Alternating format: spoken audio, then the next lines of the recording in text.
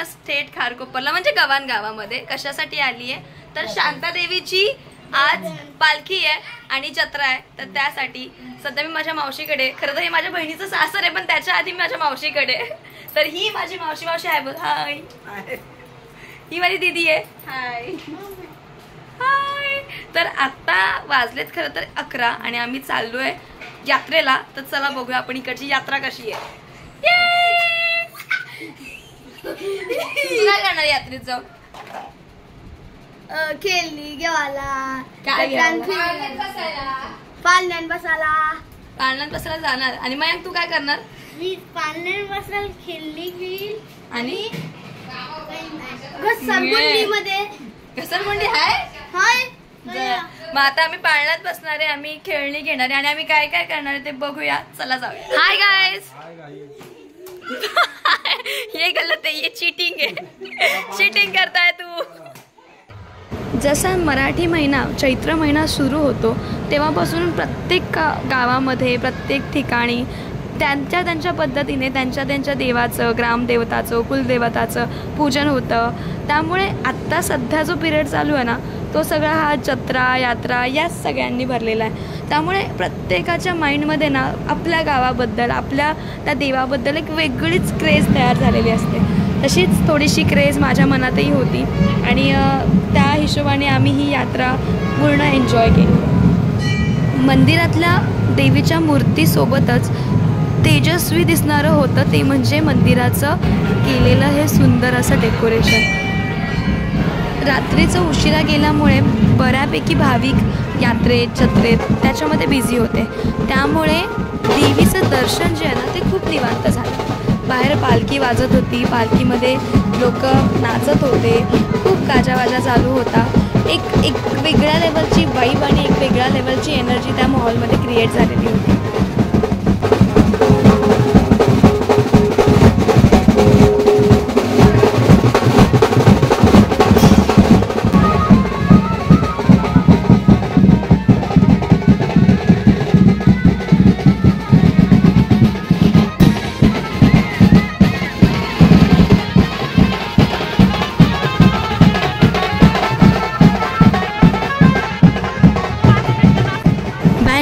आणि आमचे पाय थिरकणार नाही हे म्हणजे इम्पॉसिबल आहे. त्यामुळे आम्ही पण थोडंसं नाचलो, थोडंसं, अगदी जास्त नाही पण मजा आली.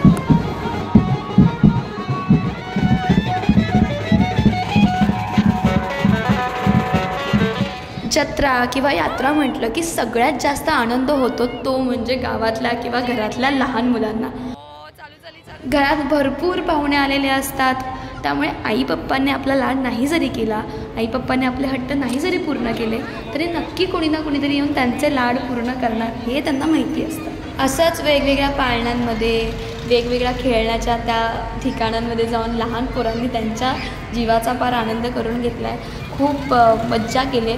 कधीतरी यांना बघून असं वाटतं की काश मैं भी अभी छोटी ही होती. कधी कधी ना या अशा जत्रा यात्रांमध्ये आपल्याला खूप युनिक गोष्टी बघायला मिळतात. आता ही भांडी कुंडीच बघा ना, लाईक किती गोड वाटतात. लहानपणी आपण यांच्यासोबत खेळलो आहे पण आता याला नव्याने बघताना एक वेगळीच मजा येते. अगदी केसातल्या वेण्यांपासून वेगवेगळ्या पद्धतीच्या खाऊपासून बऱ्याच गोष्टी या जत्रेत होत्या. खूप छान छान असे दागिने तिथे होते, टेम्पल ज्वेलरीचे सेट्स होते, त्यानंतर बरेच दागिने, बरंच खूप छान गोष्टी तिथे अवेलेबल होत्या. आता रुक्मिणी साज हे घरचं प्रोडक्शन असल्यामुळे दागिन्यांवरती मी इन्व्हेस्टमेंट केली नाही. मला बांगड्या आवडल्या होत्या ज्या अजून रुक्मिणी साजने इंट्रोड्यूस नाही केल्या, म्हणून मी या बांगड्या विकत घेतल्या. जवळजवळ पूर्ण यात्रा मी अशी फक्त बघते कारण सगळं लहान मुलांचं मटेरियल ना, प्रोबॅबली आणि ज्वेलरी अँड ऑल सगळं पण मजा येते. खूप दिवसानंतर असं यात्रेला आल्यासारखं आहे की आमच्या गावी पण यात्रा भरते पण अशी मोठी नसते एवढी, फक्त उत्सव असतो. मजा येते. आता खूप दमलो आहे, एका ठिकाणी ज्यूस प्यायला थांबलो आहे, झोप पण येते थोडी. असंच व्लॉगिंग करणं आमची भंकस मस्करी चालू होती आणि आपण व्लॉग करतो हे समोरच्यासाठी खूप वेगळी आणि युनिक गोष्ट आहे. हे ऐकल्यानंतर असं छान वाटतं, तर म्हणून हे व्लॉग करत राहते. फायनली 11:15 वाजता निघालेलो आम्ही. आता 3:15 होत आलेत आणि आता मी घरी जरा निघालोय, घरी जायला निघालोय खरं, पण इतके पाय दुखतायत आता. आम्ही नाचलोय थोडंच, बाकी आम्ही फक्त फिरलोय इकडून तिकडून इकडे. खरेदी म्हणजे rare minimum, window shopping max लेवलचं झालेलं आहे. पण तरीसुद्धा मग तुम्ही यात्रा असेल तेव्हा कसं काय करता ते नक्की कमेंट करून सांगा. आणि हा ब्लॉग कसा वाटला हे नक्की सांगा.